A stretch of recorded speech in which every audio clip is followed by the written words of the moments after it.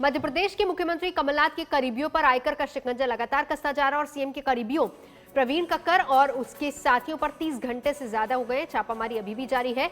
कमलनाथ के ओएसडी हैं प्रवीण कक्कर, उनके इंदौर वाले घर पर अब भी आयकर अधिकारी मौजूद हैं। छापामारी हो रही है। ये भी आपको बता दें कि कल सुबह 3 बजे छापामारी शुरू हुई थी। भोपाल में प्रवीण कक्कर के करीबी अश्विनी शर्मा के घर पर भी रेड चल रही है और सूत्रों के हवाले से जो खबर मिल पा रही है वो ये कि आयकर अधिकारी नोट गिनने वाली मशीन लेकर अश्विनी शर्मा के घर पर पहुंचे हैं। अश्विनी शर्मा एक एनजीओ चलाते हैं। शर्मा की व्हाट्सएप चैट भी रिकवर करने की कोशिश की जा रही है। इसके अलावा आर के मिगलानी के यहां भी छापामारी लगातार हो रही है। कल सुबह 3 बजे से लगातार आयकर अधिकारी मौजूद हैं। सीआरपीएफ की फोर्स के साथ यहां पर पहुंचे थे। मध्य प्रदेश पुलिस तक को इसकी जानकारी नहीं थी। तो मध्य प्रदेश के मुख्यमंत्री कमलनाथ के करीबियों के ठिकानों पर ताबड़तोड़ छापामारी के बाद सूबे की सियासत में हलचल बढ़ गई है। जहां बीजेपी ने आरोपों का पिटारा खोल दिया है, वहीं कमलनाथ ने छापामारी को केंद्र की साजिश बताया है और इस बीच पूरी रात मुख्यमंत्री के ओएसडी और दूसरे करीबियों के घर पर छापामारी चलती रही।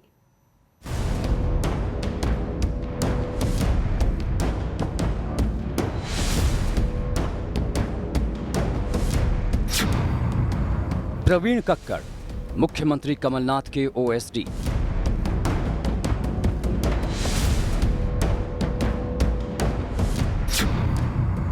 राजेंद्र कुमार मिगलानी, मुख्यमंत्री कमलनाथ के सलाहकार।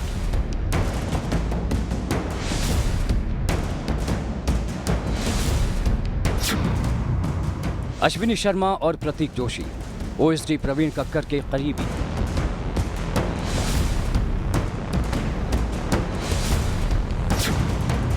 कमलनाथ के भांजे रतुल पुरी। मध्य प्रदेश के मुख्यमंत्री कमलनाथ के आसपास उनके बेहद खास लोगों पर आयकर ने शिकंजा कस दिया है। पिछले 24 घंटे से ज्यादा वक्त से इनके ठिकानों पर छापेमारी चल रही है। सूत्रों के मुताबिक देश भर में करीब 50 जगहों पर आयकर की टीम सक्रिय है। ये छापेमारी दिल्ली, इंदौर, भोपाल और गोवा में चल रही है। भोपाल में नादिर कॉलोनी में मुख्यमंत्री के ओएसडी प्रवीण कक्कड़ के घर पर इनकम टैक्स का छापा पड़ा है। बताया जा रहा है कि प्रवीण कक्कड़ के घर से 16 करोड़ रुपए बरामद किए जा चुके हैं। इसके अलावा कई कागजात बरामद होने की बात सामने आ रही है। प्रवीण कक्कड़ के इंदौर के घर पर भी आयकर का छापा पड़ा है। हालांकि यहां से बरामद सामानों की जानकारी अभी सामने नहीं आई है। इंदौर में एक साथ करीब 4 ठिकानों पर छापेमारी चल रही थी। भोपाल में प्रवीण कक्कड़ के अलावा उनके 2 करीबी प्रतीक जोशी और अश्विनी शर्मा के ठिकानों पर भी छापेमारी हुई। प्रतीक जोशी और अश्विनी शर्मा प्रवीण कक्कड़ के खासम खास हैं। भोपाल और इंदौर के अलावा गोवा में भी इनकम टैक्स की टीम प्रवीण कक्कड़, अश्विनी शर्मा और प्रतीक जोशी के लिंक खंगालती रही।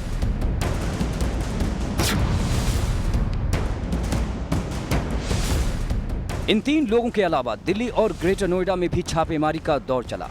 दिल्ली में लंबे वक्त से कमलनाथ के राजनीतिक सलाहकार रहे आर के मिगलानी के घर इनकम टैक्स की टीम पहुंची। दस्तावेज खंगाले गए। ग्रेटर नोएडा में मोज़ेबेर कंपनी पर छापा पड़ा। ये वो कंपनी है जिसके मालिक रतुल पुरी हैं और रतुल पुरी कमलनाथ के भांजे हैं। आयकर की टीम जब्त किए गए दस्तावेजों के आधार पर अभी अपना शिकंजा और कसेगी। माना जा रहा है कि आने वाले कुछ दिनों में और छापेमारी मुमकिन है। भोपाल से हेमेंद्र शर्मा के साथ रविशपाल सिंह, आज तक। तो इसी पर ज्यादा जानकारी के लिए सीधा चलेंगे। 2 सहयोगी हमारे साथ इस वक्त जुड़ चुके हैं। इंदौर से हमारे साथ मुनीश पांडे मौजूद है। रवीश हमारे साथ भोपाल से हैं। रवीश, पहले आप ही के पास आना चाहेंगे क्योंकि छापामारी हुई और चुनावी मौसम में आईटी रेड बहुत कुछ कह रही है। दोनों ही तरफ से आरोप प्रत्यारोप। बीजेपी के पास मुद्दा मिल गया है। कांग्रेस कह रही है कि गलत तरीके से सरकारी एजेंसियों का इस्तेमाल हो रहा है।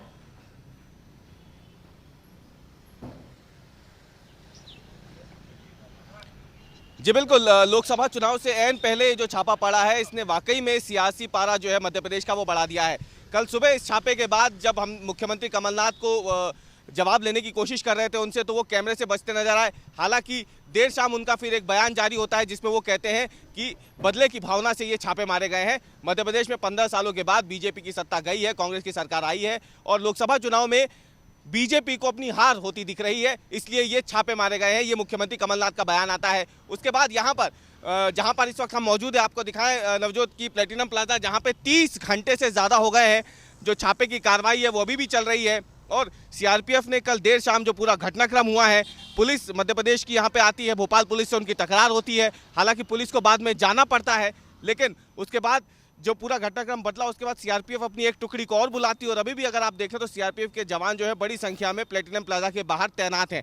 और इसके साथ आपको बताया जो नई 2 बातें निकल के सामने आ रही है वो ये हम यहाँ पर तरीके देख रहे से हैं। 30 घंटे से बिल्कुल लौटूंगी आपके पास, लेकिन इस बीच हम ये भी बता दें, जिसका जिक्र आप भी कर रहे थे कि छापामारी के दौरान रविवार को सीआरपीएफ और पुलिस दोनों के बीच में वहां पर झड़प भी हो गई, एक टकराव की स्थिति वहां पर पैदा हो गई थी। बिल्कुल बंगाल की तर्ज पर ही यहां पर पुलिस और केंद्रीय एजेंसियों में तू मैं हुई है, लेकिन मध्य प्रदेश पुलिस ने सफाई दी कि वो छापामारी के दौरान बिल्डिंग में कैद हुए लोगों की मदद करने के लिए पहुंची थी वहां। लोकसभा चुनाव की हर खबर जानने देखने के लिए आप देखते रहिए एमपी तक। लाइक कीजिए, सब्सक्राइब कीजिए और बेल आइकन को प्रेस करना बिल्कुल मत भूलिएगा।